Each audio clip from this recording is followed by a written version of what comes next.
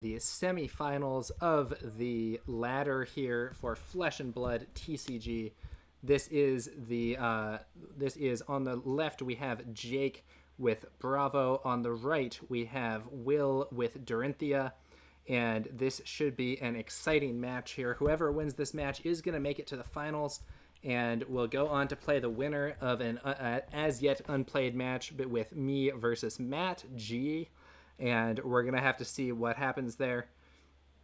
But for now, we're going to see what happens. There was a very interesting game earlier between Will and Grendel, where Will managed to prevail with a really crazy set of circumstances, and we're going to see whether or not he will defeat Jake here. So Bravo versus Dorinthea. I have to say, I think this matchup probably favors Bravo to some degree. This tends to be a pretty good kind of defensive deck and has some good tools for stopping Warrior's aggression. But I don't think it's an unwinnable matchup by any means. It's not a matchup where the Warrior is going to have no chance. The question is just who's going to be able to kind of make this game go according to their game plan, where Bravo would like this to be a long and kind of grindy game, and Dorinthea would like this to be a quick and aggressive game. And we're going to see which of those playstyles ends up panning out here. Of course, Bravo has some really big attacks of his own, so we might see Dorinthea playing some defense reactions. And yeah, it's going to be exciting. So the two players here, I'm not sure if they've already rolled, to see who goes first. We're going to do a quick look at the deck sizes. So we see here Jake is playing at 62 and Will is playing at 64, so neither of them going for a really big like fatigue or anti-fatigue deck. And Jake says, by the way, I'm going to say no tunic counters if you miss the trigger because top 8. Okay, so this is going to be a more intense, like stricter rules enforcement game. It's not going to be as casual. The tournament standing is on the line. Let's see what happens here. Okay, the winner of this game, again, is going to progress to the finals of the ladder. So these players were from among the top 8 qualified players from the first season of the Flesh and Blood TCG Ladder. And now they're playing in that final tournament. So fairly standard equipment selected by both characters. The one interesting thing is we do see a pair of Mage Master boots here from Jake. So the Mage Master boots, 1 energy, destroy Mage Master boots. The next non-attack action card you play this turn gains Go Again, and that itself has Go Again. So I think this might indicate a Tome of Fyendal, for instance, that the boots are going to enable to not only get the healing and draw, but then enable some aggression afterwards. And it does look like Jake's going first, which I do think is an advantage in this matchup. Typically in matchups that are going to be more aggressive, it can often be to your advantage to go second. But I think that typically if one of the decks has like important setup aspects, which this Warrior deck certainly does, then it can be a situation where you're going to wind up wanting to be going first, either so that you can get your setup, as we see with, for instance, the Seismic Surge token, or so that you can prevent your opponent from setting up. And so Will, thinking about his defensive cards here, so he blocks with the Iron Song response from hand, so that's 3, and then he has to choose to either block with the E-Strike, which will block the attack fully, but he'll lose an E-Strike, which is a valuable card, or block with one of these other cards that's only going to block for 2. I think maybe in this situation, the other thing he has to consider is, does he want to lose 2 attack reactions? So blocking with Response and Razor is probably the best move here, I feel, but it does mean that he's down 2 attack reactions from this, and those attack reactions can be important for getting in on offense, so he does block with both of them, and so his offense, that's going to limit his ability to have as much offense in the future. But it is going to, at the same time, put him in a relatively good spot in other ways. So looking at his hand here, this is pretty interesting. So we could easily see, I think it's going to be an E-Strike Go Again. I think you could do either E-Strike Go Again into CNC or E-Strike Go Again into Snatch here. Interesting hand there for our Warrior player, and probably not one where we're going to see a Dawnblade swing, at least if Will plays this game the way I do. So could be an interesting turn. Let's see which way he goes. So the advantages are, so he can use Enlightened Strikes. This is a very flexible card. As an additional cost to play it, put a card from your hand on the bottom of your deck, choose one. Either you could draw a card, you give it +2, or you give it Go Again. So he's going to give it Go Again here probably. And So yeah, it looks like he opts to put the Command and Conquer on the bottom of his deck. So if Jake wants to stop this, he's going to have to double block, or he could, he could also send in some equipment on this one. Looks like he's going to just go for the block 3, take 2 damage. That's a fairly safe play. And then I think it is going to be followed up by that snatch. Yeah, there's the snatch. So coming in at strength 4, and if this hits, it will draw a card. So 4 draw on hit, and yeah, it should be pretty interesting. So this the actual draw isn't very valuable here. So drawing a card is really, really good in some games, but in Flesh and Blood, because you go through your hand quickly and you're drawing up to your maximum more or less every turn, the benefit of drawing a card isn't as much unless you can follow that up with some other stuff. So in this situation, the snatch is coming in for 4 damage, and the problem is that he doesn't have anything else he can do after it. So it doesn't have Go Again. And conceivably he could have a Razor Reflex, but he wouldn't have the energy to play it, given that he only has the 1 card. However, it would potentially improve his Arsenal play. However, he has the card in his deck that he probably most wants in Arsenal right now. Ruby does block 5. Sorry, I called him Ruby. Ruby is Jake's username. So blocking for 5, that is going to stop the draw. And Will is probably honestly happy to see his opponent blocking against that and using up some armor and so on a thing where he already had a card that he really wants to put into Arsenal. So not a bad situation at all. And interestingly, so we're going to see a pitch for a Debilitate. If this deals 4 or more damage to a hero, their next attack during their next turn has -2 attack. Rather a weak card in some ways. Not a Premier Crush effect. Now, unfortunately for Will, he has drawn an all-red hand that actually has some expensive aspects to it, so it's really not what he wants to see either. I think it's fairly possible that we're going to see him do like I don't know, we could see like a single card defense here. This hand is actually so bad, I might just block with both. I might just double block this and just throw out the Life for Life. Or, what you could also do to try to get some more aggression is you could single block it and then play that Life for a Life with Go Again, and then you could throw out a Dawnblade attack to follow it up. So that would be a more aggressive plan there, and that would be maybe a little more effective. We're gonna have to see if that's what he decides to do, though. I'm not sure which way he's gonna play this. Overall, not necessarily the best. Atomic Ink, thanks for the follow, dude. Much appreciated. Okay, so he actually opts not to block at all, but he is going to throw out the Springboard Somersault that he had in Arsenal. Maybe he's going to put that red Steelblade Shunt into the Arsenal to replace it. I think that's very possible.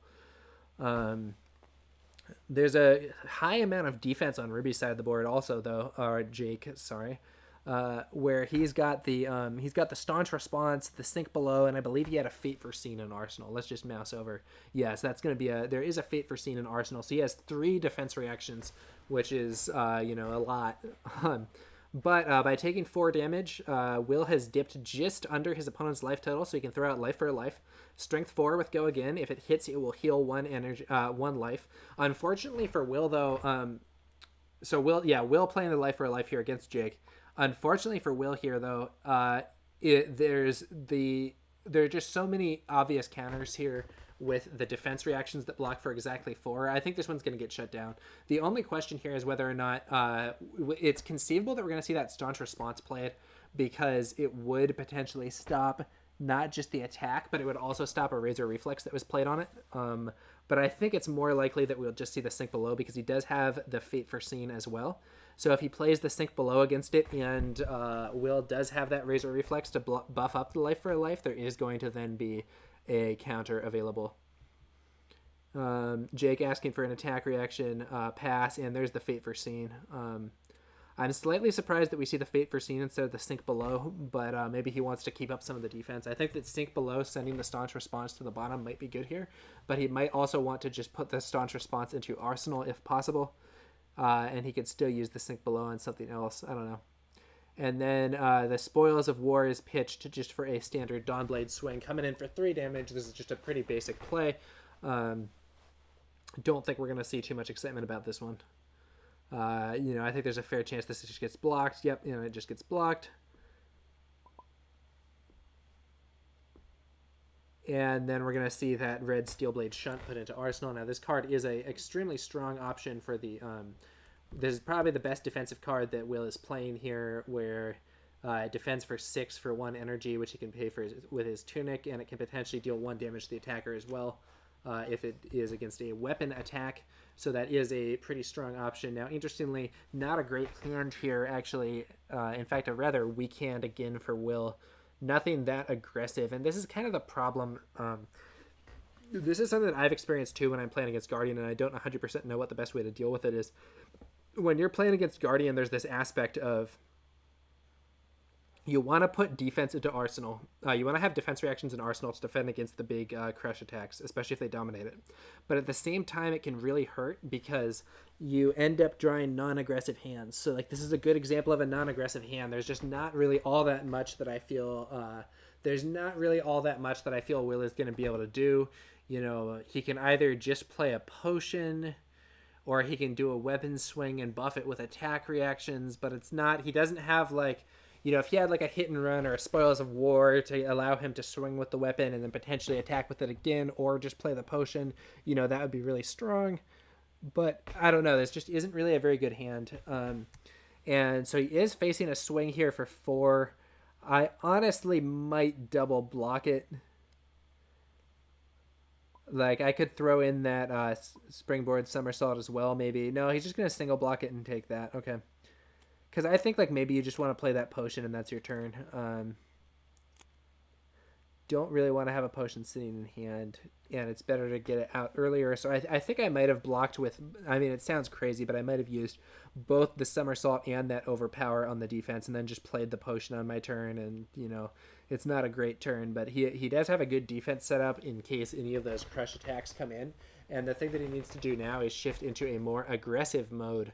So he does just play the potion, but because he didn't play the springboard somersault on the previous turn, it's kind of just clogging his hand, and it's going to increase the chance that he has another non-aggressive hand here. However, he does actually have a pretty solid aggressive hand, or at least a semi-aggressive hand, where he's going to be able to, you know, he could pitch the springboard somersault and do, you know, steel blade supremacy swing. He could use the hit and run. It would have been better to have that hit and run while he still had the potion, but in this case, you know, he may still be able to put something together. So on Jake's side of the board, it looks like a Seismic Surge token and Dominate, and here comes a Mangle. So this is a interesting card here. Mangle, Crush effect. If it deals 4 or more damage to a hero, destroy target equipment they control with a -1 counter on it. Coming in for a total of 8 damage with Dominate. So that's a powerful attack. Will says that has no effect, right?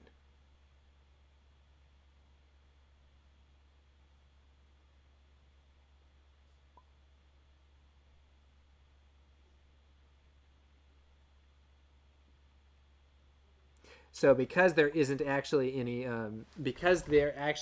equipment with damage on it, this crush effect isn't threatening. The threatening part is just the 8 damage with Dominate. So there's no equipment with a -1 counter, and the -1 counter wouldn't get added to equipment until after the combat chain. So this just is not actually threatening in terms of its effect, but it is threatening in terms of being pure damage. So we're gonna have to see what option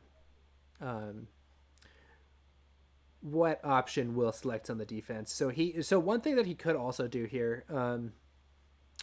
We could see him actually use the... so the question is if he's going to try to save the Shunt to be against a higher impact card, Czech Potato. Are you from Czechia or the Czech Republic, Czech Potato? I have actually spent some time there myself for work, and I really enjoy it, though I have not gotten a chance to get out there this year thanks to the virus situation. Yeah, I think it's a really, really nice place. I've really enjoyed my time there. So yeah, he does go for the Shunt. So I think that's probably a good play because now he can put that springboard somersault in his arsenal, and he'll still have a defense reaction ready for any future big plays, while he can still do something a little aggressive. So this turn, what I would probably do is I would pitch the hit and run. I don't know. Maybe I would have blocked with my bolters too, but maybe he's trying to save that to get the equipment blocks set up. it's kind of an interesting situation with Warrior. There's this tension on the iron on the refraction bolters, where on the one hand you want to block early with this card because if you do, then the -1 counter on it is going to be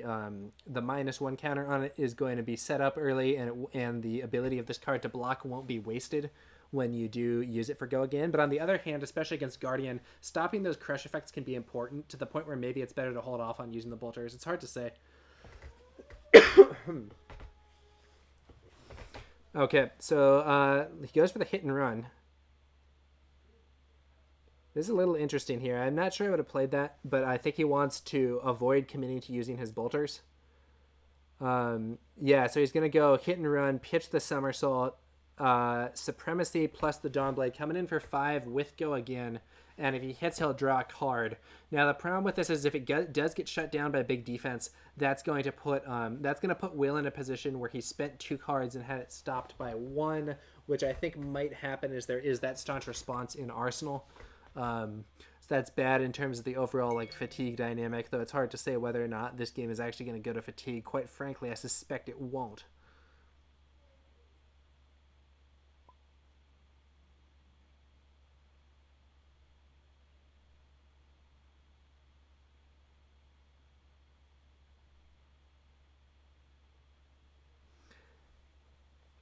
So one option that we have here on the defense is that he could play the staunch response with bonus cost to defend for 10, which would be pretty legit.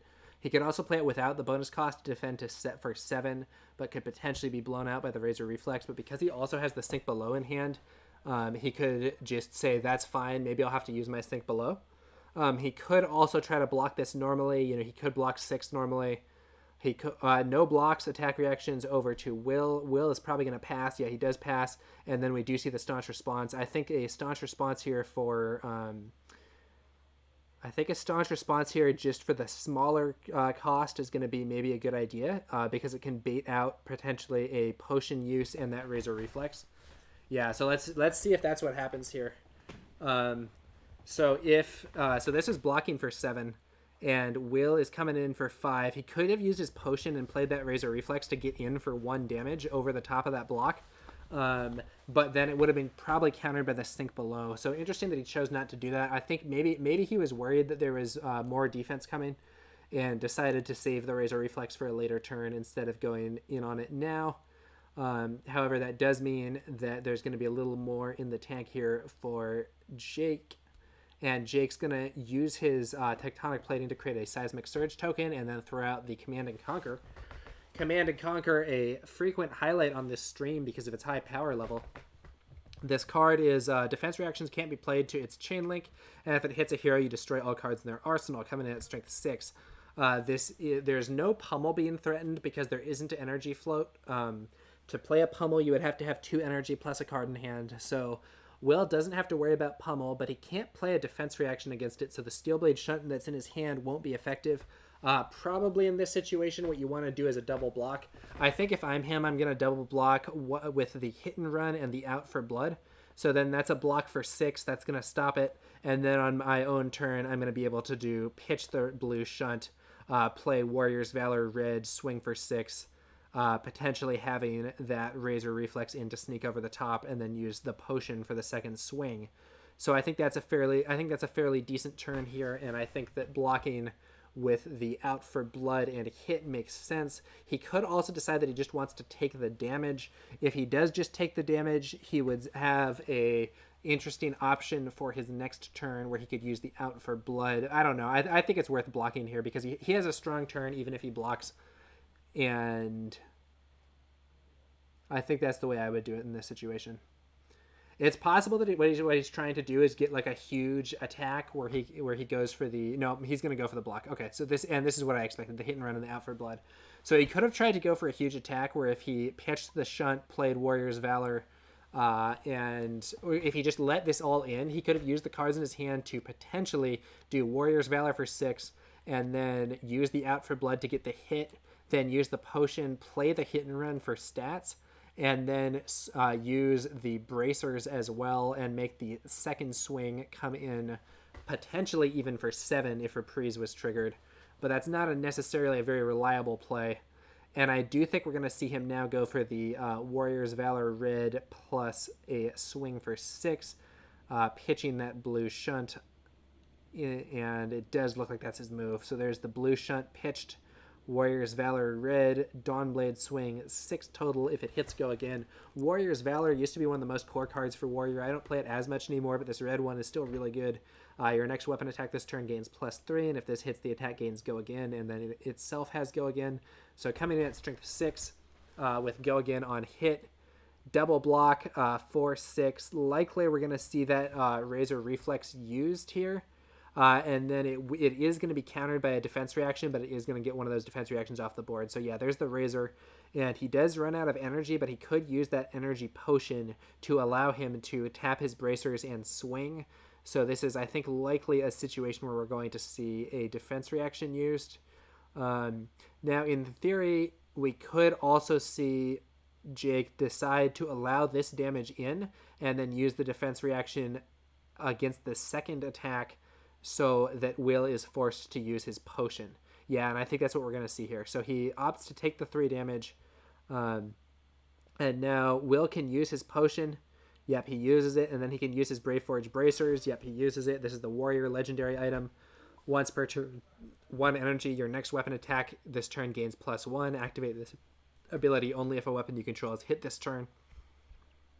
And then he does swing in for 4, and it is countered by the Sink Below. So some good play there. I feel, from Jake. He could have used that defense reaction against the first attack to stop it from hitting, but he decided to take the 3 damage in exchange for getting his opponent to use up that potion and be in a weaker position for the future. And I think 3 damage for the opponent to lose that potion, I actually think that's a pretty good trade. We then see a Sigil of Solace come out, healing Jake for 3. And he puts another defense reaction in arsenal and passes. Now, this is a pretty strong hand here, though. This is a pretty strong hand here for Will. So I think what we're likely going to see here is he could pitch. I think I would do pitch Glint, play blue, hit and run, swing, and then if it's stopped, which it likely will be, then you can play Flock of the Featherwalkers and reveal the yellow hit and run, which can then potentially be used next turn for its stat buff. Interesting situation here. We could also see him go for an attempted Glint, but I think in this situation it's more reliable not to use it. But yeah, so Glint is an interesting card here. So this is target weapon attack gains go again. Reprise if the defending hero has defended with a card from their hand this chain link, draw a card. So this is better than something like hit and run if it is going to get you the card draw. But in this situation, I think it's better to pitch it and go with the more reliable option. Now, very odd. Well, I don't know about that. He pitches the hit and run instead of the Glint. I think this would be a much better card to keep. The reason I say that is, okay, so hit and run. Next weapon attack this turn gains go again, and if you've attacked with a weapon this turn, your next attack this turn gains +2. But because he pitches this one, this means that his next move, assuming his attack gets blocked, is likely going to be to play Flock of the Featherwalkers, which has to reveal a card in hand with cost 1 or less, and is going to create a Quicken Aura token, which will allow the next attack to have go again. And the thing about the Quicken token is that it has anti-synergy with Glint the Quicksilver, because the Quicken token gives the attack go again anyway, but it actually synergizes with hit and run, because with hit and run, and a Quicken token, you can attack with your weapon with the automatic go again, and then play hit and run after for the attack bonus, which could potentially even buff a card like Command and Conquer, allowing for a very threatening attack. But unfortunately, he did opt to reveal the Glint instead and put that in arsenal. I have to say, I think this next turn would be looking better for Will if he had that yellow hit and run in arsenal instead. But that's not what we saw here, so we'll see how it goes on.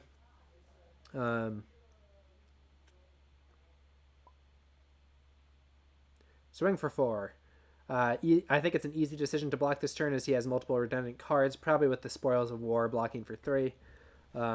He has 2 of them, and he doesn't need them because they grant hit and run, which he already has. So not really the best follow-up to that Flock of the Featherwalkers. This hand is not that great. In fact, it's really rather dreadful. Blocked with the Spoils, as predicted. 1 damage getting through. Jake probably content with that. This is part of the grinding style of gameplay that Guardian tends to like. If you're just swinging the hammer and they block with one card, you knocked a card out of their deck and you did 1 damage. And those two things combined are actually pretty good because it's giving you an advantage if the game goes towards fatigue. There's 42 cards in deck there versus 43 right now. So Jake has a little bit of an edge despite starting the game with a little bit of a disadvantage. But additionally, just the little points of damage add up. So right now I have to say, we're several turns into the game. The life totals are still pretty high for both players. This is a situation that I think is pretty favorable for our Guardian player here. This is a scenario where not that much is happening and he has a lot of defense set up and is not really in a position where he's too threatened. We are going to see a pitch and Dawnblade swing with Go Again from the Quicken token. Now, interesting that he pitched the Springboard Somersault here. I have to say I'm surprised by that.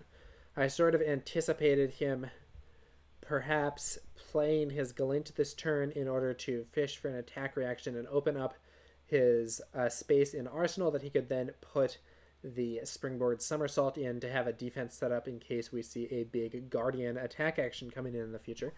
But that isn't what Will opted to do here. And to be fair, he did get a pretty unfortunate hand as a follow-up to that Flock of the Featherwalkers. And then this is going to be stopped easily by a defense reaction, Fate Foreseen. And there actually is another copy of Fate Foreseen in hand, so I think that Jake is not going to have any trouble keeping up that defense reaction in Arsenal, which can be so key to have against a warrior.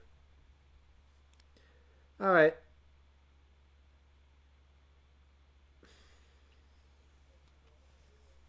Jake pitches the Crippling Crush there, and pitches another, makes a counter, and then pitches another card, swings the hammer for 6. So this is the upside of the Anothos there. So if you have 2 or more cards in your pitch zone with cost 3 or greater, gains +2. So this is actually a swing for strength 6, not just for 3. And we'll see what Will opts to do. Right now, I have to say he's definitely on the defensive. This situation is pretty unfortunate for him with those defense reactions.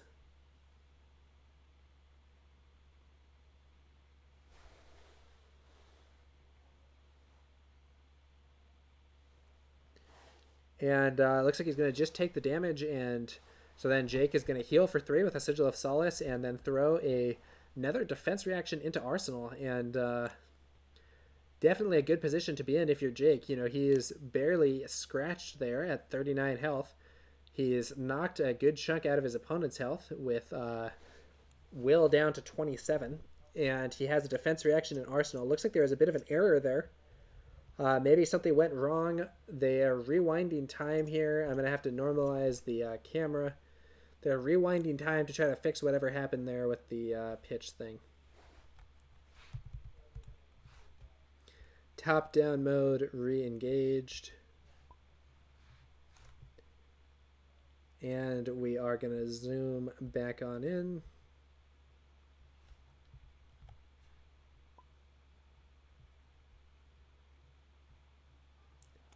Sorry guys, just trying to get the right level of zoom.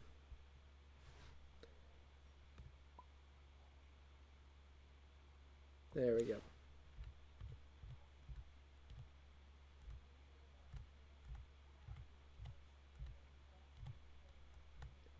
Okay, I'm not getting it exactly centered, but we're going to call this close enough. All right, so now we do see an opportunity here potentially for Will to do some damage. He decided to just take the 6 damage from that big hammer swing, and he has some stuff that he's going to be able to use to try to throw together a big attack. The question is he going to be able to stop it? Now, he does have that Iron Song Determination. Okay, so I think we're going to see him pitch the Dauntless, play Spoils of War and Iron Song Determination, and then swing, and he'll have the Iron Song Response available. So the Iron Song Determination, target weapon gets +1 and Dominate until end of turn, plus the Spoils of War, and next weapon attack gets +2 and Go Again. If it hits, create 2 copper tokens, plus the Dawnblade, 6 with Dominate and Go Again. So this is going to be a situation where, because of the armor, this is actually a situation that's quite blockable. And the question is going to become how much how much is Jake going to put into this defense?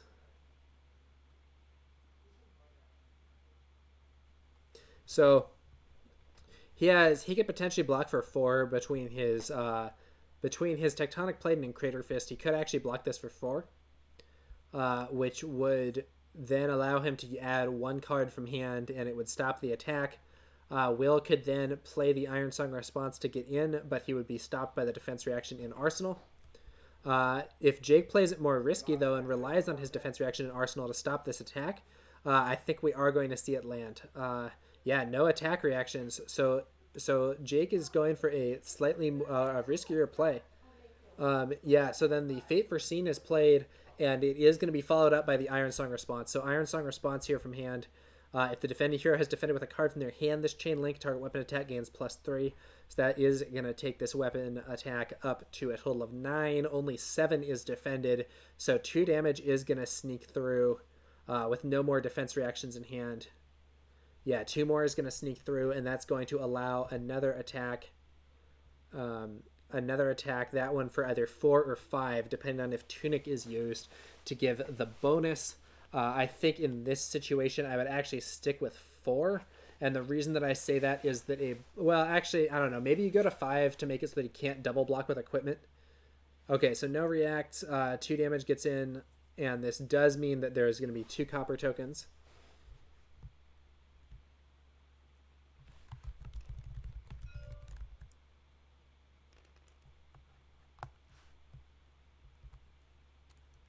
Okay, so as I was typing in the copper tokens, they saw it. So he is going to be using his Find All Spring Tunic there. Wait. Okay, yeah. So he does use his Find All Spring Tunic for 1 extra energy. Then he does use the Brave Forge Bracers, and he swings in for 5. So 5 damage coming in, and I think what we're going to see here is a block with 1 card in hand plus a piece of equipment to block the full 5 and prevent that Dawnblade trigger. So the advantage of using the Tunic for the Bracers there is that it is going to force a card out of the hand instead of a double block with equipment, which could have been done if the attack was coming in for only 4. And now Will has to decide. So he could trigger the glint that he has in Arsenal, and if he draws either a 0-cost attack or a Iron Song response, it would be sick. But he doesn't do it, so we're going to see whether or not it might have proven a lucky moment for him had he done that. Let's see what that top deck would have been. The leftmost card will be the top deck, and it would not have been something relevant. So, well, actually, I don't know. Debatably, it would have been good to do that because he could have put that red shunt in Arsenal instead, which is something that he wants to have there more. Oh, well. Oh, well. Dawnblade for 4.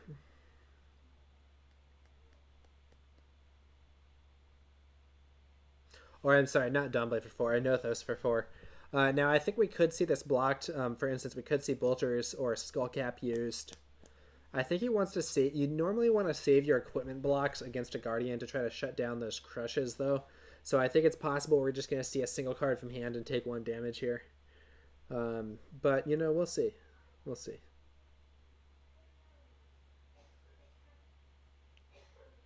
Just thinking about his options.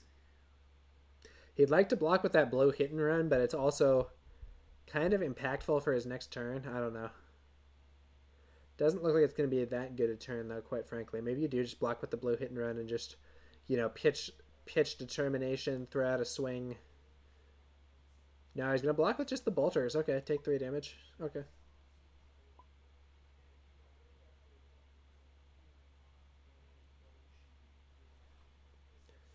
Three damage coming in.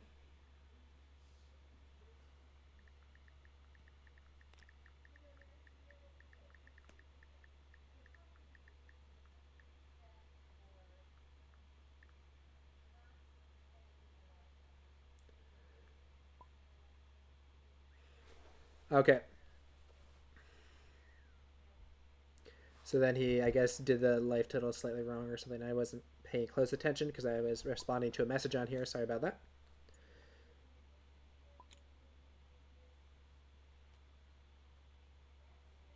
And let's get back to the action there. It is going to be the block with just those refraction bolters. 3 damage does get in.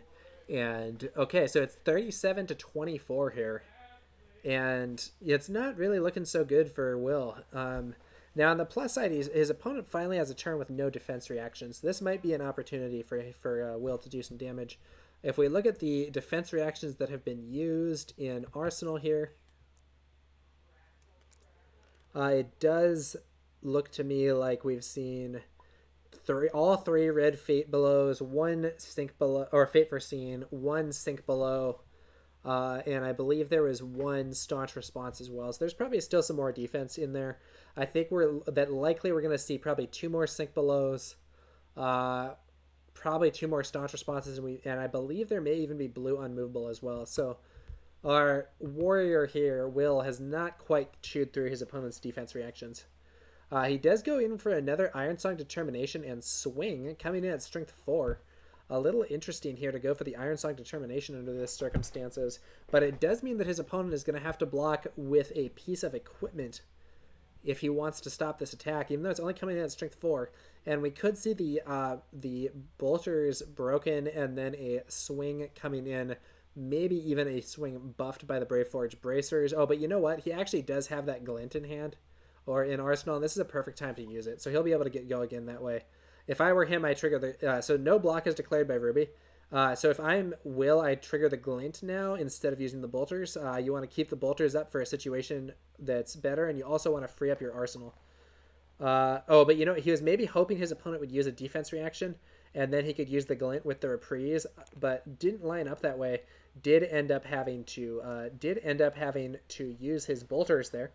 So that's okay. You know, the bolters are... Whoops, highlighting the life total instead.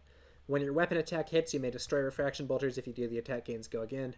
So it does land there, and then he goes in again for 4 dominate. He does have the ability actually to pitch the shunt and play that route to land a big hit and enable his +1 counter. So Dawnblade is an interesting weapon here.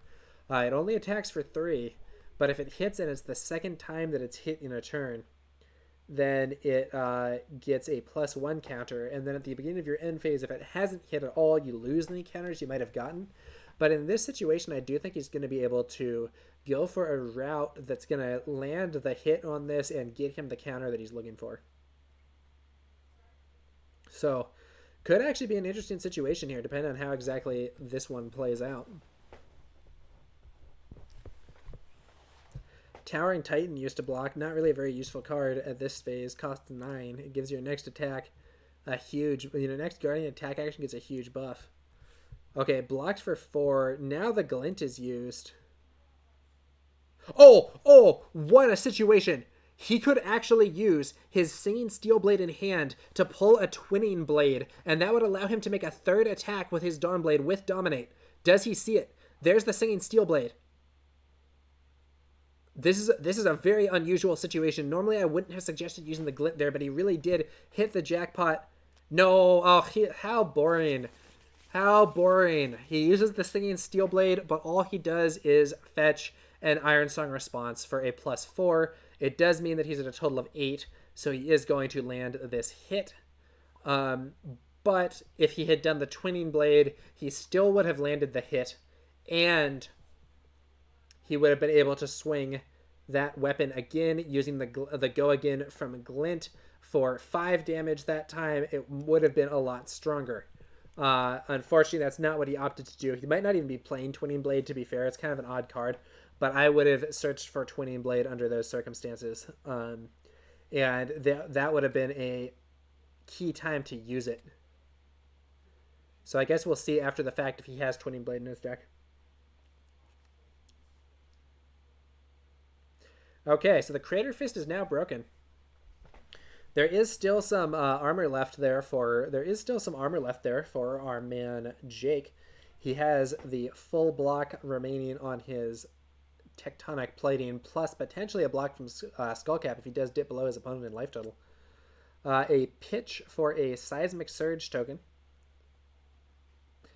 Could well be followed up by a pitch for a heavy swing with a Nothos. No, we see the Command and Conquer played instead. Steelblade Shunt in Arsenal. He doesn't want to lose that, but he might want to let this in so that he can maintain high momentum and attack aggressively. He could also choose to block 4 of it with equipment and then block 2 or 3 with another card, as he could use his bracers and his skull cap to defend.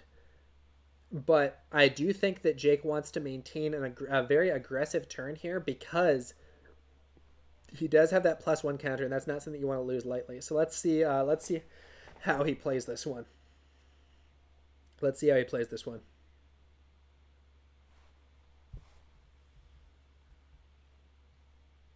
Also, at this point, he knows the card in Arsenal is likely not a defense reaction because it would have been played earlier. Oh, he's going for the double. Okay, so he goes for the block 6 with the armor plus the Razor Reflex. So losing the Razor Reflex is tough. It does keep the Steel Blade Shunt in Arsenal, though, where it can defend against a potential big crush attack later. And it does also mean that he will have the... he still does have his route available. So he's not out of options. Even if he has to play... even if he has to play that route for stats and potentially sending a card back, he will still have some flexibility. So this time he's going to go for the hit and run immediately to maintain the option on that glint. Dawnblade for 4. This is a high priority block because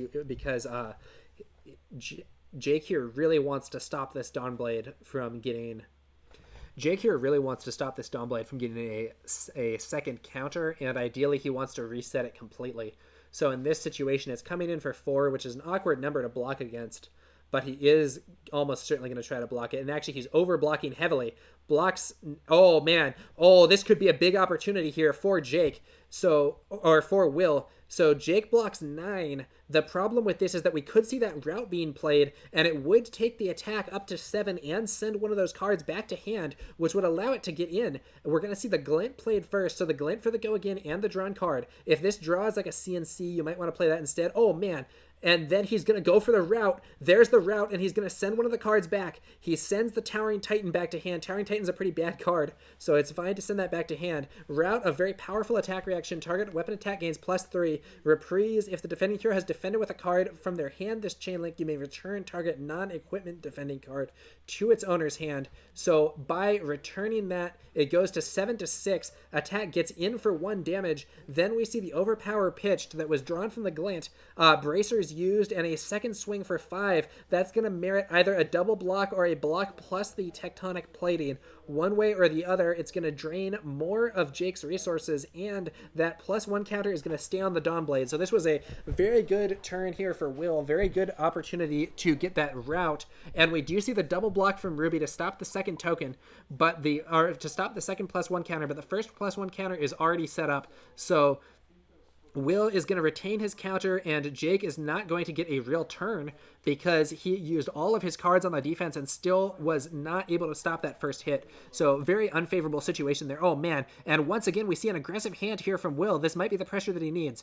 We could see very easily pitch blue glint, play Warrior's Valor, swing for 7 if it hits go again, and he would be able to potentially play that overpower, I believe.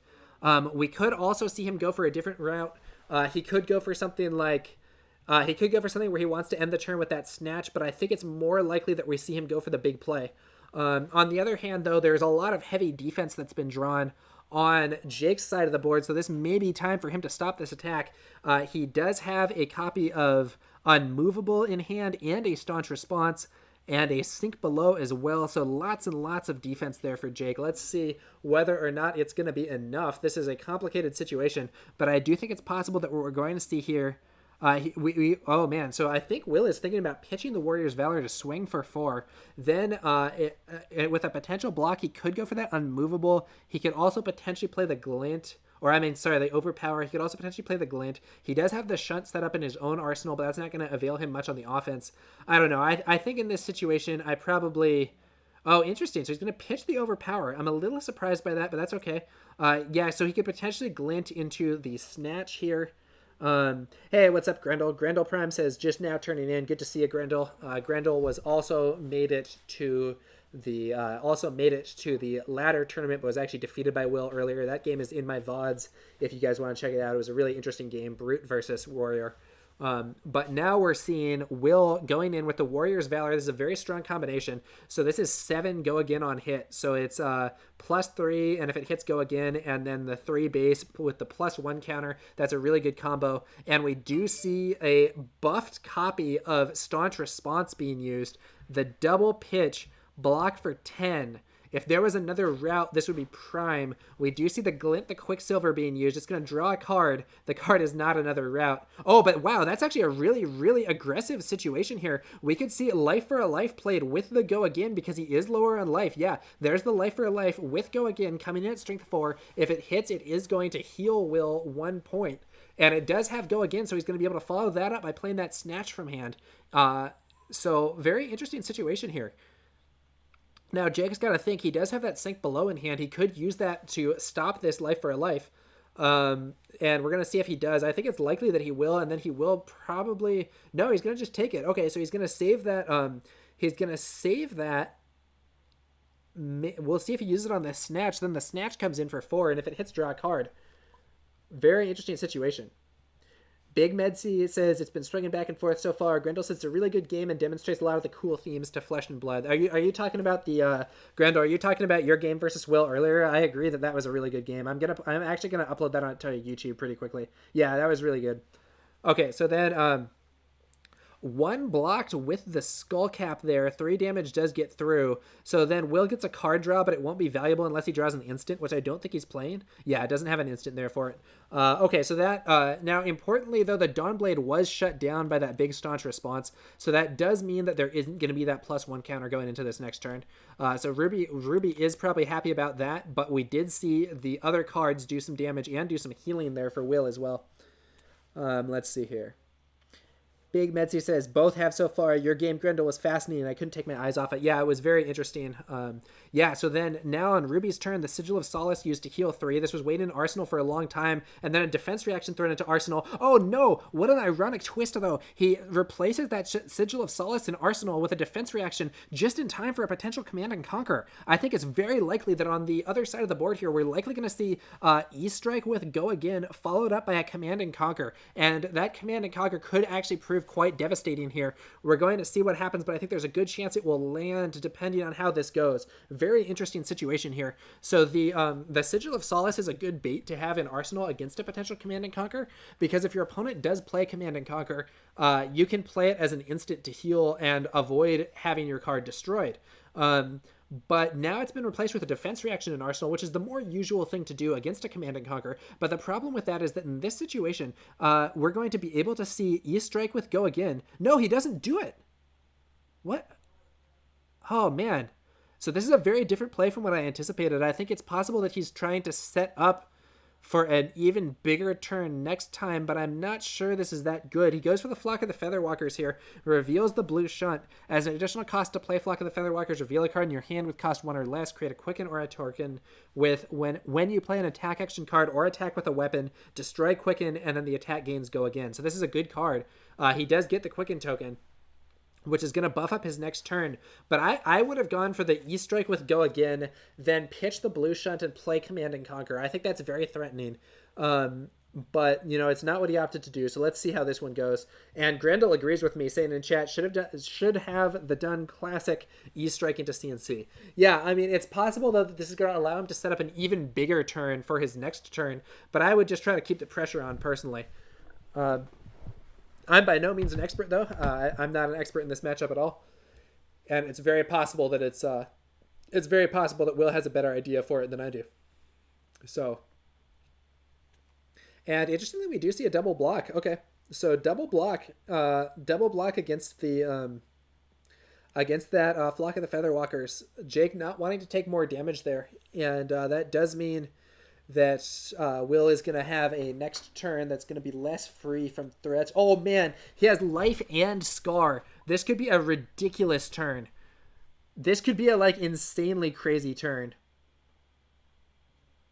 Grandel says, opponent doesn't use the last card on the previous is basically a tell to destroy it with CNC. I mean, yeah, so to be fair, so Jake's last turn was, heal and then put a new card in Arsenal. So, I mean, it's possible that it was just, any random card that just, didn't have 3 pitch to swing the hammer. But, yeah. Oh man, there's 2 defense reactions in hand. Stopping the CNC is going to be hard. CNC. Okay, wow. So he leads off with CNC with Go Again from the Quicken token. So Jake, okay, so I don't like this. I think you often want to play CNC at the end instead of at the start, but it is going to force that stuff out of hand. So yeah, there are the blocks. And then I think we're going to next see probably Life for a Life. And then we could follow that up with a Scar for a Scar. So there's actually a very aggressive turn anyway. Pretty interesting situation. Now we could also see Dawnblade swing in there somewhere. Life for a Life coming in for 4 with Go Again. Yeah, I would have led with a weapon swing here, Grendel. I think what I would do, so I think what I would do here is, because he has his tunic. That's the thing. So he could pitch 3, weapon swing. Maybe that gets blocked. Maybe that doesn't get blocked. It has Go Again, so let's say it gets blocked. Then you throw out Life for a Life, which has Go Again, and then you could potentially throw out Scar for a Scar, and then you close the turn with the CNC to just try to smash that. The downside though is that the thing about using CNC late in the turn is there is a risk that your opponent will actually use the card they had in Arsenal on defense earlier, and if they do that, then it's going to be less impactful. So he lets the Scar for a Scar in, and then it's followed up by the Life for a Life. Which is not going to have Go Again because the life total is now higher for Will. So this is just going to be 4, and it will gain if hit. I think we're going to see the defense reaction in Arsenal used to stop this. Yep, that's correct. The Sink Below being used. Sink might actually be triggered here, but I'm not sure. I think he probably wants to put one of those defense reactions in Arsenal, but maybe he's just going to put the Staunch Response in Arsenal and use the Unmovable to swing his Dawnblade. That's actually a pretty good play here, I feel. So I think that's possibly what we're going to see. Yeah, Grendel agrees. Staunch in Arsenal. And there's pitching the Unmovable. So pitching blue Unmovable is actually a pretty good move here because it does mean that you're going to have that defense reaction available later in the game. And in addition, if you pitch an Unmovable, it will go later on. And later in the deck, you tend to have more blues. So that means that you're more likely to be able to actually play it from hand as well because you're more likely to have another blue to go with it. And it's still threatening the 4 damage.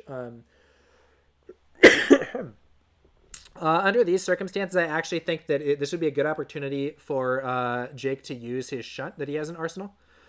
He has the Tunic charged up, and he has a next hand that has another defense reaction he can just throw in there. So I think we're going to see the Shunt from Arsenal used, and then he could throw that Springboard Somersault in Arsenal after this turn and get set up with a defense reaction in Arsenal while his Tunic recharges. So then the Steelblade Shunt does inflict actually 1 damage to Jake. So that's the nice little side benefit of this card. If it deals defensive weapon attack, deal 1 damage to the attacking hero. Okay. Steelblade Shunt, by the way, a very strong card. It can be very effective in the right matchup. So these red Shunts are like, I usually don't play them except against Guardian and against other warriors. But the 1 energy from Tunic and 1 card to block 6 and potentially hurt the opponent is like a very good payoff. So then we're going to see Steelblade Shunt, Steelblade Shunt pitched the blue one, Spoils of War into Dawnblade. So this is +2 and Go Again, and whenever a weapon you control hits this turn, create 2 copper. So 5 Go Again, 2 copper on hit.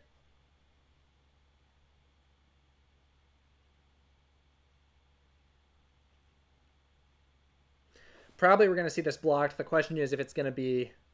is he going to use that Staunch Response, or is he just going to use cards from hand? Now, this is actually kind of a scary situation also, though, because Jake doesn't know. It's conceivable that Will could have, like, another card plus a CNC, so he could, like, pitch and then swing. It's a dangerous situation here. I don't know. This is a situation where you really kind of... You don't know what's coming in. Spoils of War is a very threatening card because not only does it give an attack buff and a weapon attack with Go Again, it's an unconditional Go Again, unlike Warrior's Valor. So it's conceivable that this attack is a feint and that it's going to be followed up by like playing a potion, playing an attack action card, something like that. But it's also conceivable that the game plan for this turn is to buff this attack up big and try to get in for a second swing. And so we do see a double block there from Jake, and Will just passes, of course, since he doesn't have another thing, and then throws the Springboard Somersault into Arsenal, which is going to give him some defensive options, plus draws up. Okay, so then, yeah, wow, he could. Oh man, next turn he could do the feared hit and run Dawnblade into a CNC. This time we're gonna see a Nothos swing buffed up because of the discards, because of the pitches there, coming in for 6. Are we gonna see the defense reaction used, or are we gonna see any blocks from hand here? Now he does potentially have a big turn. Now he could block with one of those singing steel with the singing steel blade that he has in hand, block for 3, and still do his like full aggressive turn while maintaining that somersault in arsenal. But he could also use the somersault here, take 1 less point of damage, and maybe have something left over for his next turn. Thinking about his options. No blocks. That does indicate that he might be using that somersault. No, he's just taking 6. Not sure I like that. I don't think he has a good way to use that singing steel blade, so I would have wanted to either use it on the defense or play the somersault to get that out of arsenal. That's just my opinion. That's just my opinion.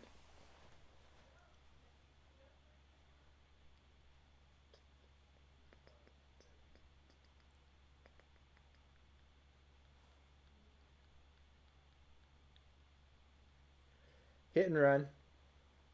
Yeah, I do think he's going to go for the classic hit and run into a potential command and conquer play here. So hit and run, a very strong card from Crucible of War. Next weapon attack this turn gains go again. If you've attacked with a weapon this turn, your next attack this turn gains +2. And it itself has go again.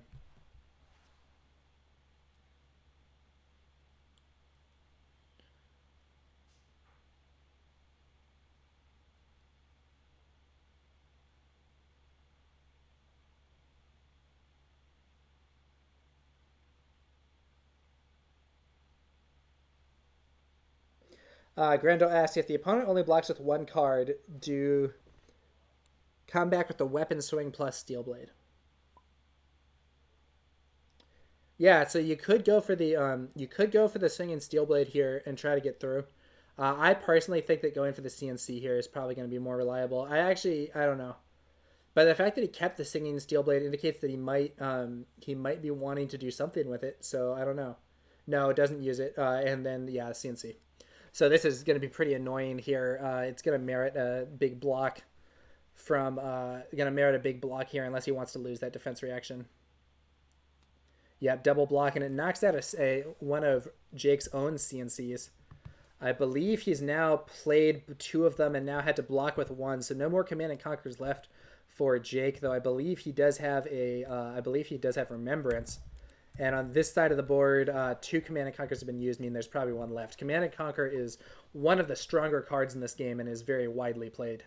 Now Jake is left with just a pass turn, not really doing anything. I think this turn, I think we're likely going to see a E-strike. We could see an E-strike go again. We could see a pitch and swing and potentially a singing steel blade into a glint here. Yeah,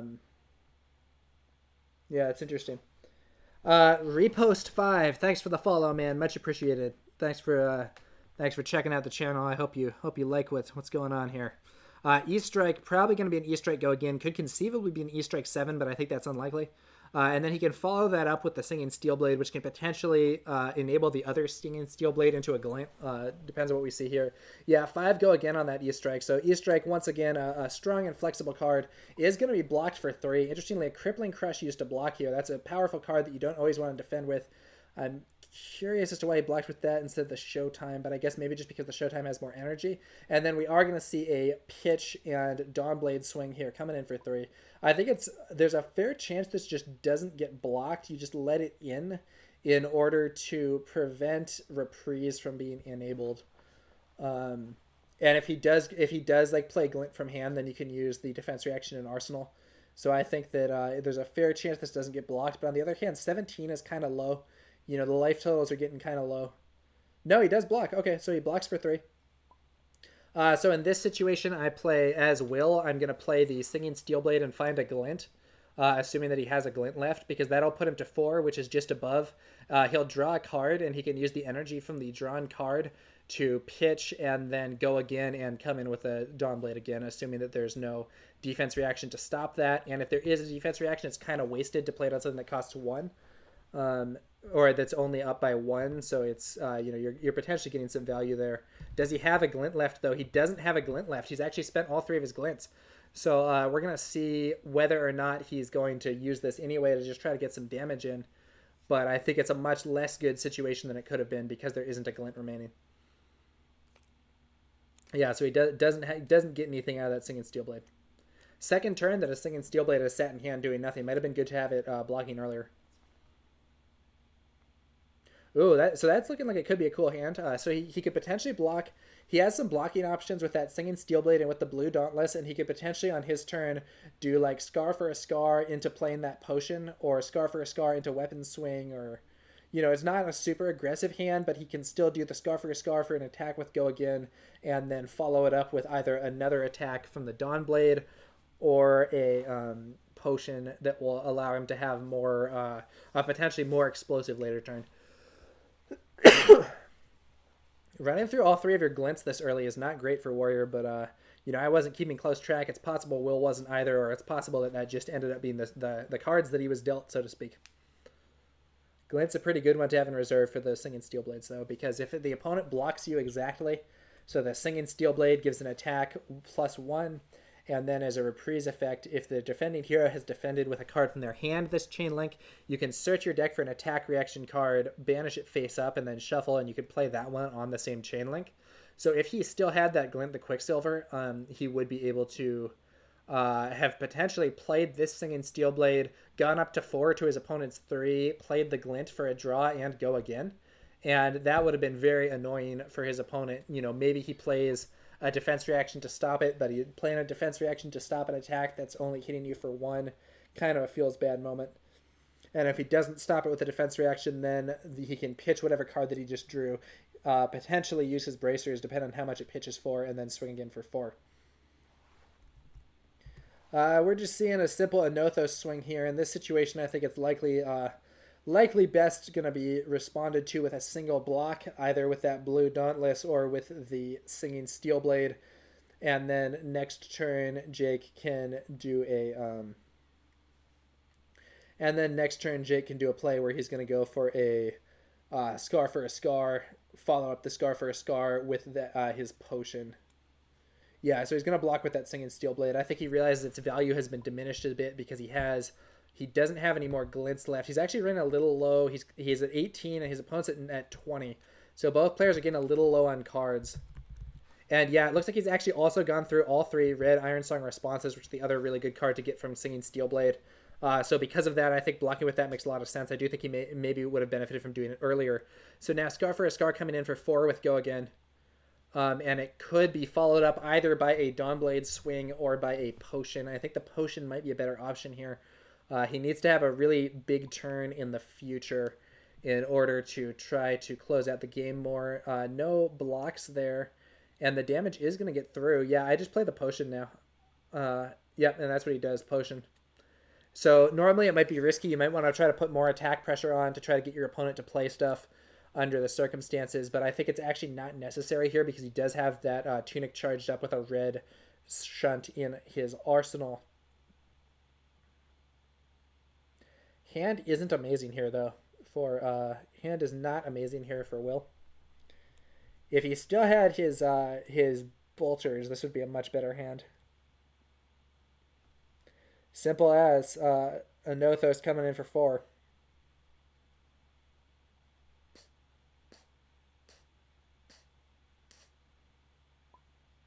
Now, this is actually a super awkward hand that Will has here.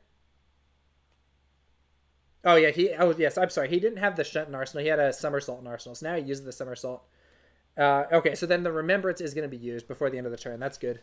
So the funny thing is that if Will draws more instants or like cards that don't block well, he could actually just get wrecked here. I'm sorry, if Jake draws this, he could actually get wrecked here by Command and Conquer. So he's going to take 2 Crippling Crushes and a Mangle back, going for his big attacks with that Remembrance to try to have some more aggression here against the Warrior. Let's see what he draws. If he draws things that aren't good at blocking... No, he drew some stuff that's good at blocking. Okay. So he's fine if there's a CNC. Dauntless is just weapon attacks, right? I'm pretty sure. Yeah, it's weapon attacks. The defense reaction part applies to the whole turn. But that's... Yeah, so he could do, like... The problem with this situation here for Jake is, or for Will, is that he doesn't have anything to give his weapon go again. So he does have some buffs. He has some cool stuff, but he doesn't have all the pieces of the puzzle. You know, he could try to go in and like maybe do some damage without for blood. He could just play CNC. You know, just playing CNC isn't terrible here. Probably it requires a double block. He needs to be worried about fatiguing, though, and I think that might be what we're going to see here, because he only has 15 cards in deck. His opponent has 20 cards in deck, and we might actually see Will fatigue out, I feel, because he does have the... he's got to start worrying about running out of threats at this point. I think we might see him just pitch that Dauntless and play CNC. Yeah, that's what we're going to see. Okay. Grendel says, I play CNC and try to set up a big 5-card hand next turn. Yeah. So, you know, on the plus side, this CNC, it is going to, you know, it's going to merit a heavy block. So, well, it's either going to merit a heavy block or it's going to destroy a powerful defense reaction in Arsenal, which I think Jake does not want to lose. He is thinking about his options here. Tiny Grimes says it's the best Fab streamer. Does that mean me, or does that mean Jake or Will, or who are you thinking? I think I might be the most active Fab streamer. I don't know if I'm the best one. Oh, thanks, Tiny Grimes. He says it means me. All right, so then we're going to see the... there is the double block as predicted, and then we are going to see the Steel Blade shot into Arsenal. Let's see here. Yeah, another awkward turn here for Jake, but I think he's fine. You know, I think Jake's fine with the situation because he's progressing the game towards fatigue. And if he does manage to fatigue his opponent out, he's going to be in a pretty good spot. Repost 5 says, might consider over pitching to get the out for blood back in the deck. Yeah, that would have been an interesting option. But I think he might want that out for blood for, you know, just another swing. Probably I use the, you know, probably in this situation, I'm going to use the shunt that I have in Arsenal here. And then try to load that Springboard Somersault in Arsenal in this next turn. He's once again really hurting from not having any form of go again, though. That's kind of, I think he's suffering from that here. I'm wondering how many copies of Hit and Run and stuff he's playing.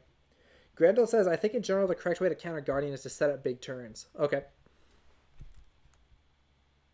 What do you mean when you say set up big turns? Like, what are you thinking of when you say that?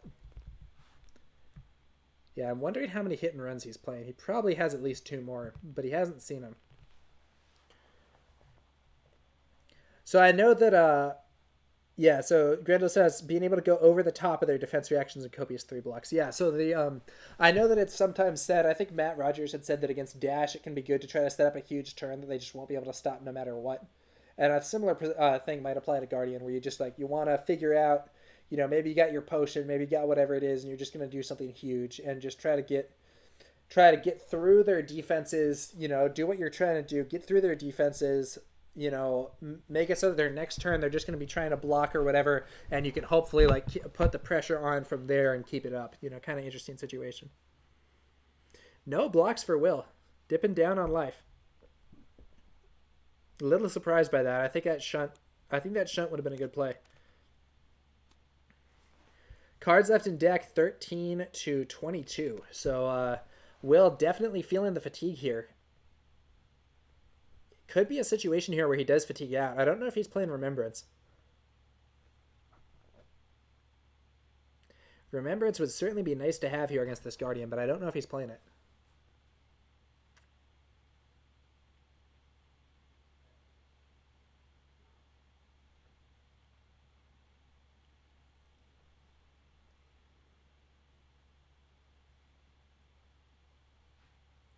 Now let's see here.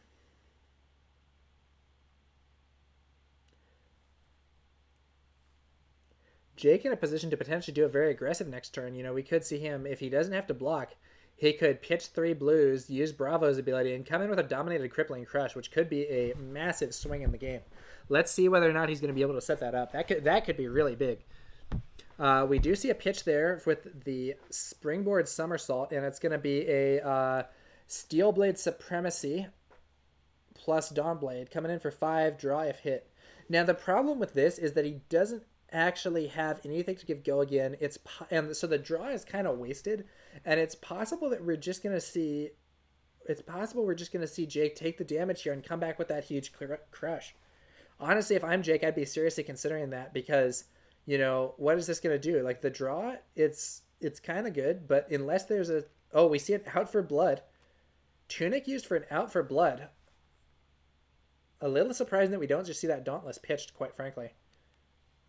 Ooh, okay. So the out for blood does put it up to 8, and then we're going to see the staunch response with the double pitch blocking for 10. Okay, so this is a little interesting. It's a little interesting to me here. I think maybe it was just too much damage. Jake thought, I can't afford to take 8. I could afford to take 5, but I can't afford to take 8. I don't know. Or maybe he was planning to play it anyway. But it does leave him without the ability to do that big aggressive turn that he maybe would have been able to do otherwise. And we're now going to see potentially a pretty aggressive turn from Will. But I think Jake has been considering how to fatigue his opponent out. I think that must be what he's thinking about here. And so in that situation, it's like, okay, my opponent played 2 cards and attacked, and I stopped it with 1 card. That means I'm up, I'm net up 1 card on that encounter, and that's good. And now I'm going to be able to pitch and swing a Nothos. That uses 0 cards, and my opponent will have to either block with 1 card or take damage. And once again, one way or another, I'm going to be up. And I think he's trying to grind out this game, go for the long game, and I think it's possible that's what we're going to see here, and that Jake isn't going to be able to stop it. We're going to have to see what happens. 20 cards left in deck to 11 cards left in deck, Admittedly, there's more cards in hand, and there is a card in arsenal there for Will. Double pitch for a strength 6 swing. Okay. Not going to try to step the crippling crush. Just going in for more grind here. More grind. The blue shunt could be used on the defense here. Might not be optimal. I honestly wonder if Jake just takes the damage here. Yeah, so he could just take the damage here, and then he could do... Yeah, okay, so if I'm Jake, I just take the damage here. I've got to try... I'm running out of cards. I have to maintain momentum. I have to maintain aggression. So if I'm Jake, or if I'm Will, I'm sorry, what I do here is I just take 6, and then on my next turn, play Scar for a Scar, which will come in for 4 with go again, pitch, hit, and run. Play Dauntless, play Warrior's Valor, swing for 7 if it hits go again, and then there is the energy potion to enable a second swing, and with the defense reactions debuffed by Dauntless, I don't know. I think that's a pretty good aggressive turn. I think I just take the damage and go for the aggression here. I don't think he can afford to keep grinding. If he's going to block this attack heavily, he's just going further down on cards, and he's going to lose to fatigue. I think he needs to try to seize the initiative with some aggressive play. No blocks. Is he going to do it? Oh, he's going to do it. He takes the damage. 6 damage. 4 life. This could be it. This could be Jake's chance to get... Or, I'm sorry, this could be Will's chance to get back in the game against Jake. I keep messing up these players' names, man. This could be Will's chance to get back in the game. There's no defense reactions in hand. That's a good thing for Will to see. Let's see what he can do. So you want to lead off with the Scar for a Scar here, because it does have the go again. So Scar for a Scar for the unconditional 4 go again. And then that might bait out some more defense, or it might just do some damage, and then you can go for the big play with the Dauntless Warrior's Valor swing, and potentially following it up with the potion. Big Medsy says if he doesn't strike now, there's no guarantee he will get a better hand. I totally agree. He's got to take the initiative and attack. So Scar for a Scar coming in, 4 with go again. Let's see if there's some defense against that. Pretty good card, Scar for a Scar. When you play it, if you have less life than your opponent, gains go again. So 4 with go again here. Pretty good, pretty good. Tiny Grimes complimenting me on my analysis. Thank you. Part of that, to be fair, was Big Medsy saying that part about if you don't strike now, there's no guarantee he'll get a better hand.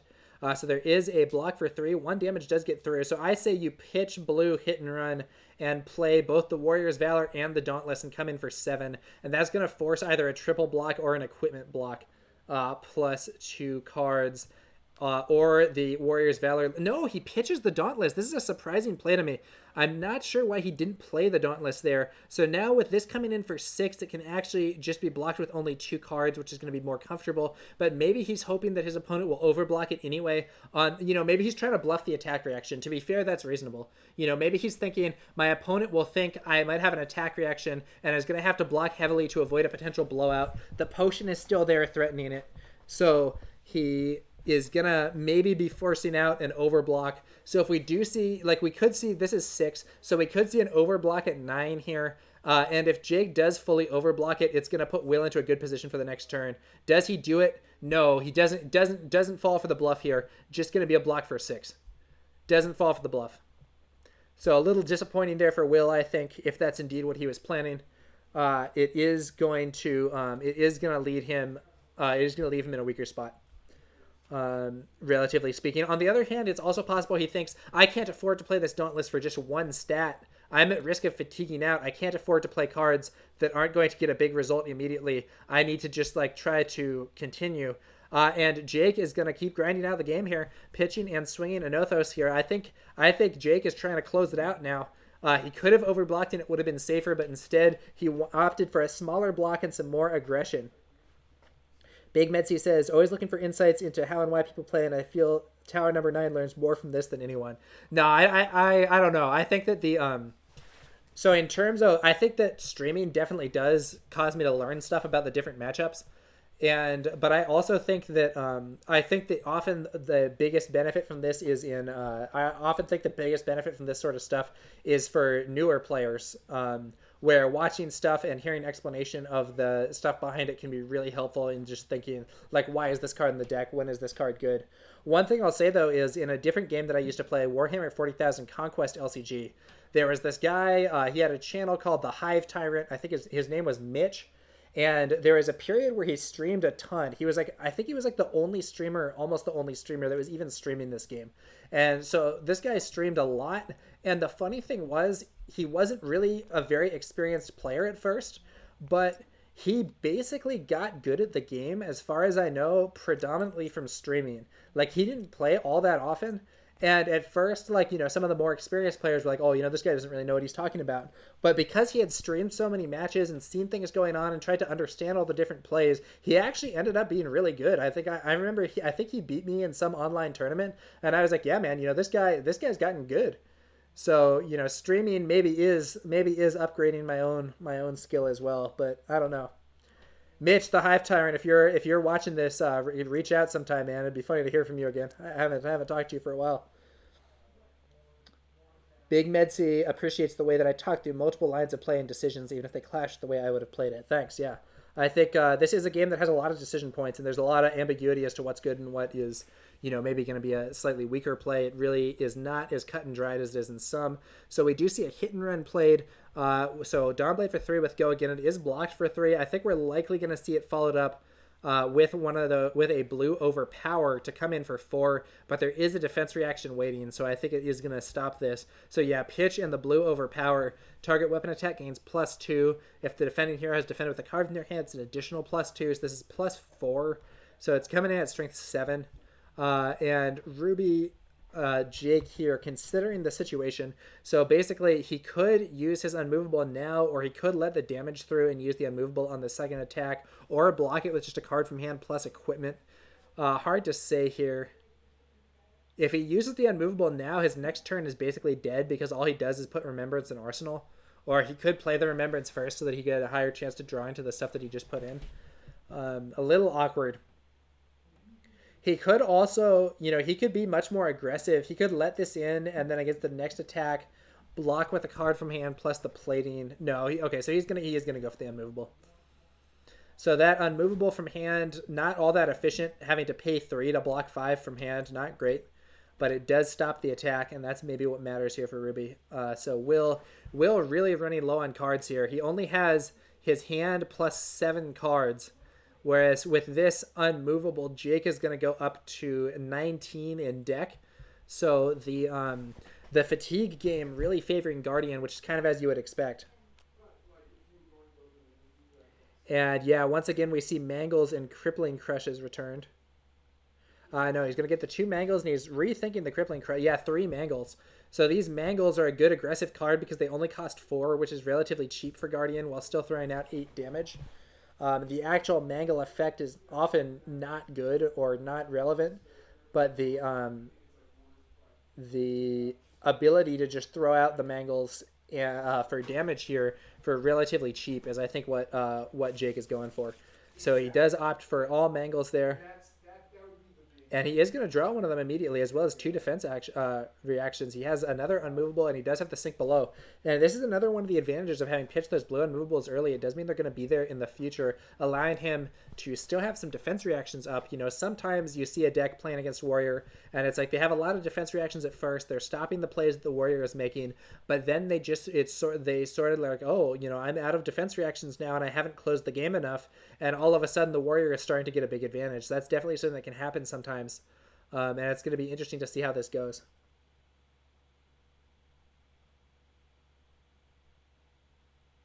Okay, E-Strike coming in. Probably going to be an E-Strike go again. Yeah, E-Strike go again, putting one of those shunts on the bottom of the deck. I assume. It could be an E-Strike 7. But I think it's going to be E-Strike go again, because then he can pitch and swing a sword. And that's more expected damage. Yeah, E-Strike 5 go again. Blocked with one of those Mangles that he just drew. How sad. 2 damage getting through. The reason that he blocked with that Mangle instead of the Debilitate is probably so that he could have the energy to potentially play that unmovable if he needs it. And then we are going to see the Dawnblade coming out for 3. Once again, Dauntless not being played, even though there was energy for it. And I suspect that Will has indeed calculated, you know, I can't afford to play this card anymore because cards are just too valuable when I'm this low on cards. Yeah, so Grendel, an interesting thing is that at the start of this game, Grendel says, I think an important thing to do against Guardian is to know how fatigue focused they are is to check the amount of cards in their deck at the start. So the interesting thing is Jake didn't actually start this game with that many cards. I think he was at 62. Or I think I'd have to go back and check the tape or whatever, but I did look at the start, and I think that Will actually went into this match with more cards in his deck than Jake. I think Jake had like 62, and maybe Will had 64. So we are going to see an Anothos swing hit by the Steelblade Shunt. 1 damage getting in. But our Warrior here is just running out of threats. The fact that there were 2 remembrances is really the big thing that has put this fatigue situation so firmly against Will here. So he now has 10 cards to his opponent's. He now has 10 cards to his opponent's 16, but there were 2 remembrances played, each of which is basically plus 2 cards. So it would be 10 to 12, which would be a lot closer without those remembrances. Plus, some of the aggressive cards from our Guardian player would have gone out. Grando suggests, I think you actually want to go to 60 against a Guardian so you can get your big cards more consistently to push a big turn over them blocking. You know, I'm honestly thinking kind of a similar thing. I'm not sure. You know, I had been playing more defensively against Guardian, but I'm starting to think, like, maybe you want to run a pared down deck. You don't want much defense, and you want to just try to overwhelm them. Almost like playing against Dash. I'm not sure, though. Repost 5 says, is this a case in point for Warrior to play Remembrance? Haha, yeah, I'm not sure. And Grando says, and yeah, you need 2 Remembrances.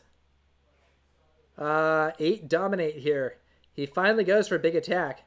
8 Dominate with the Mangle, and the Mangle does have that relevant on-hit effect. If it deals 4 more damage to a hero, destroy target equipment they control with a -1 counter on it.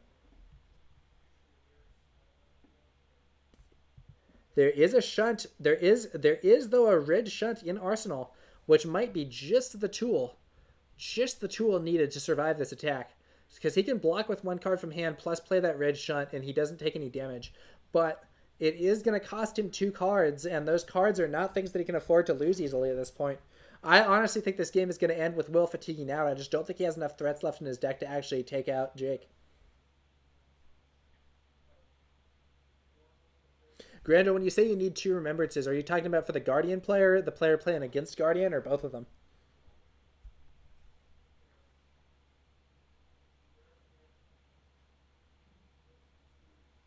Against. Okay. Makes sense.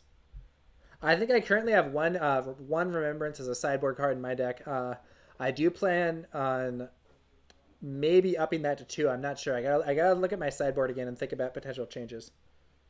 The There's a few things that I'm still tweaking with my deck build, but right now I only have the 1 Remembrance.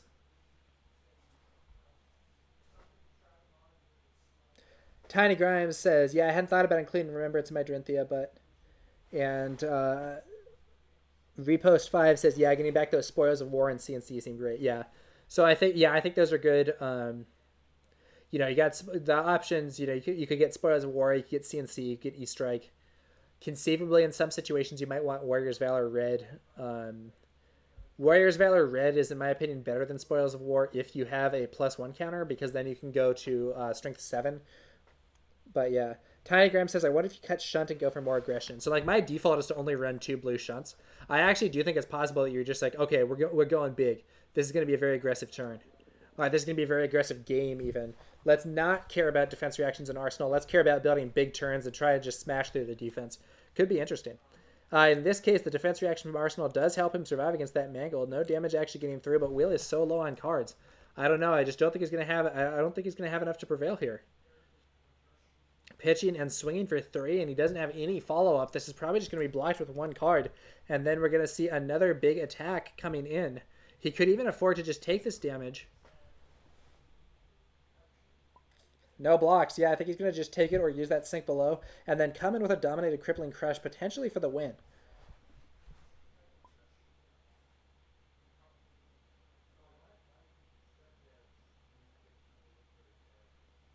I do think if you know that a Guardian is going to be, if you know like who you're playing against and they're a Guardian and they tend to be more aggressive, I do think there's an argument for like putting in some more defense reactions and play kind of mid range and try to be like, okay, you know, I'm going to be threatening my opponent, and then when they do the big stuff, I'm going to have a plan. You know, I'm going to have that defense reaction in Arsenal. It's going to save me from getting crushed. But actually, I think the thing is that in this sort of situation where the opponent is playing a more fatigue-oriented style, I think that including those defense reactions might just slow you down. It's interesting. I'll have to try out different styles. Grendel says, Guardian is really only going to launch 1 or 2 big attacks the entire game. 11 dominate, and there's the GG. Now, the funny thing is could he have stopped it? No, he could only have blocked for 8. So he barely dies there, but the more important thing was that Will was out of threats. 2 defense reactions in hand, all blues. He did it, yeah, so he just didn't have the damage left. He might have had a chance to try to get in and blow up his opponent with that blue overpower, but it was not to be, with him unable to stop that big crippling crush. Those remembrances really fueled huge attacks there from the